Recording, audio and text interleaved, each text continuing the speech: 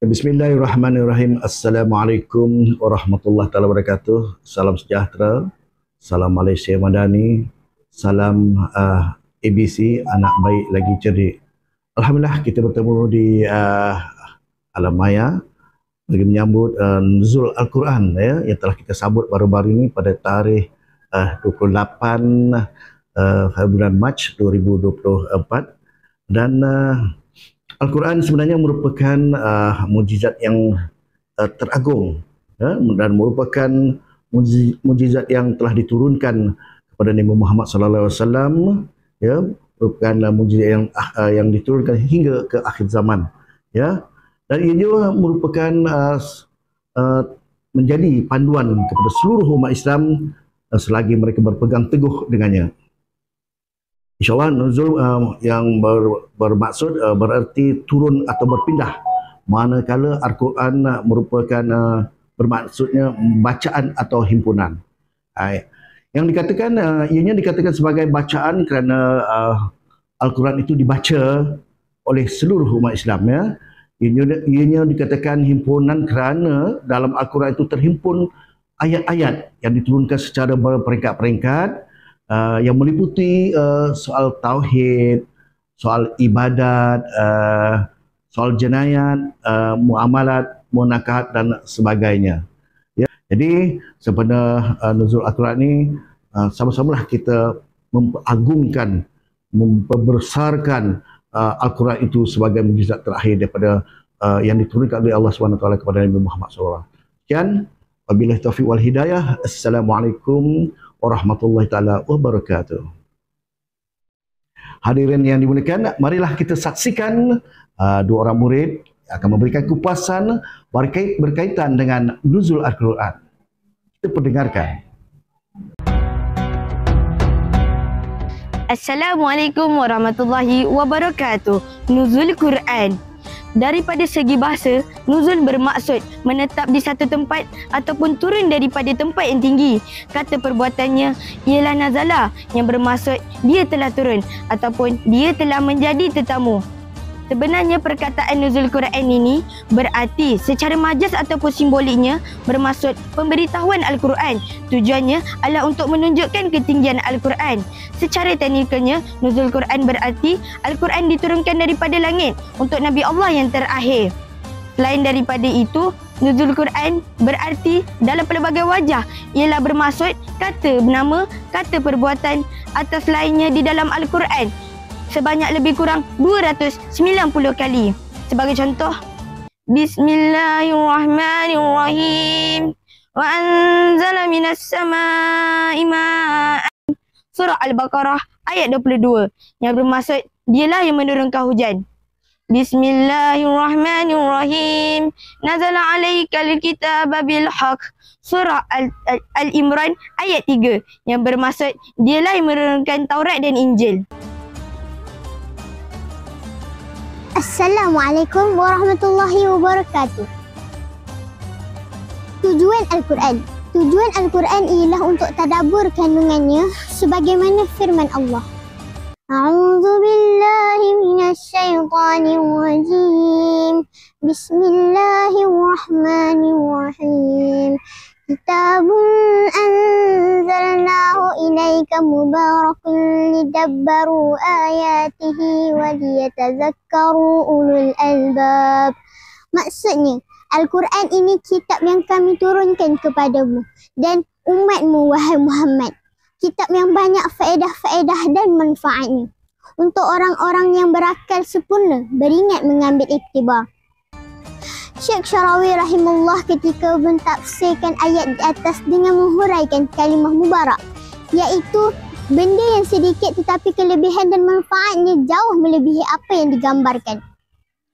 Seumpama orang yang bergaji sedikit tetapi kehidupan keluarganya mencukupi. Segala perbelanjaannya dihalalkan kepada perkara yang berfaedah dan bermanfaat, seakan hidup sebagai orang kaya. Persoalannya, bagaimanakah Allah Subhanahu Wa Taala memberkati rezeki yang sedikit? Pertamanya, Allah memberikan rasa qanaah, mencukupi kepada tuannya. Kedua, rezeki yang sedikit itu dibelanjakan kepada perkara yang memberi faedah sahaja.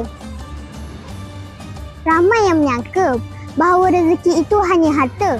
Perlu diingat juga, rezeki itu ialah tidak membelanjakan kepada perkara yang dilarang.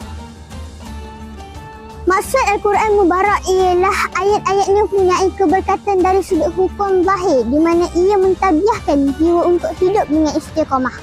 Hakikatnya istiqamah tidak memberikan beban walau sedikit pun. Yang membebankan manusia ialah penyelewangan.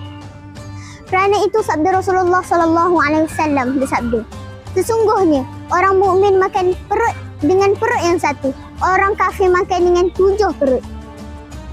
Puan-puan yang dirahmati Allah sekalian, keistimewaan Al-Quran yang pernah difirman oleh Allah Subhanahu Wa Taala. Sebagai contoh, Bismillahirrahmanirrahim. Inna nahnu nazzalna dzikra wa inna lahu lahafizun. Surah Al-Hijr ayat 9 yang bermaksud sesungguhnya kamilah yang menurunkan Al-Quran dan memeliharanya. Hafizun bermaksud pemeliharaan Allah daripada sebarang perubahan atau pertukaran yang pernah dikatakan oleh Ibnu Kathir. Al-Quran adalah mujizat. Firman Allah Subhanahu Wa Taala, Bismillahirrahmanirrahim. Qul la in ijtama'atil insu wal jinnu ala an ya'tu bimithli hadzal Qur'an walau kana ba'duhum li ba'dihim tahira. Maksudnya ialah, katakanlah wahai Muhammad, jika manusia dan jin ingin berhimpun demi mendatangkan sesuatu yang sebanding dengan Al-Quran, maka mereka tidak dapat mendatangkannya walau mereka saling membantu. Al-Quran adalah untuk sepanjang zaman. Al-Quran merupakan kitab ihsani sejagat, dapat difahami berdasarkan kepada sifat Al-Qurannya sendiri yang banyak menekankan kehidupan manusia dengan kalimahnya dan untuk alam sejagat. Benarlah firman Allah, Bismillahirrahmanirrahim. Inna huwa illa zikrul lil alamin. Surah At-Takwir ayat 27 yang bermaksud Al-Quran tidak lain hanya peringatan untuk penduduk alam. Bilakah Al-Quran diturunkan? Al-Quran dianggap sebagai wahyu yang diturunkan kepada Nabi Muhammad SAW oleh Allah Subhanahu Wa Taala melalui malaikat Jibril. Proses penurunan Al-Quran berlaku dalam jangka masa tertentu dan melibatkan pelbagai peristiwa. Al-Quran diturunkan secara berperingkat-ringkat dalam tempoh 23 tahun. Permulaannya, wahyu bermula pada bulan Ramadan pada malam Lailatul Qadar, malam kemulaan, iaitu salah satu daripada 10 malam terakhir pada bulan Ramadan. Pada mulanya, wahyu ini diturunkan kepada Nabi Muhammad SAW di Gua Hira, sebuah gua di pegunungan berhampiran Mekah. Pendedahan ini kemudian berterusan selama beberapa dekad meliputi pelbagai keadaan dan peristiwa dan situasi yang dihadapi oleh umat Islam ketika itu. Wahyu ini diturunkan dalam bahasa Arab dan setiap surah dan ayat diturunkan mengikut keperluan dan konteks tertentu. Penurunan Al-Quran selesai pada tahun 632 Masihi, tahun Nabi Muhammad SAW wafat. Setelah selesai pengurangan Al-Quran disusun mengikut dalam bentuk yang kita kenal pada zaman sekarang, iaitu susunan surah-surah dan ayat-ayat yang disusun mengikut saiz dari yang paling kecil daripada yang paling panjang kepada yang paling pendek. Al-Quran adalah kitab suci umat Islam dan dipercayai sebagai firman terakhir Tuhan kepada manusia. Buku ini merupakan panduan hidup umat Islam yang mengandungi ajaran moral, etika, perundangan dan kerohanian.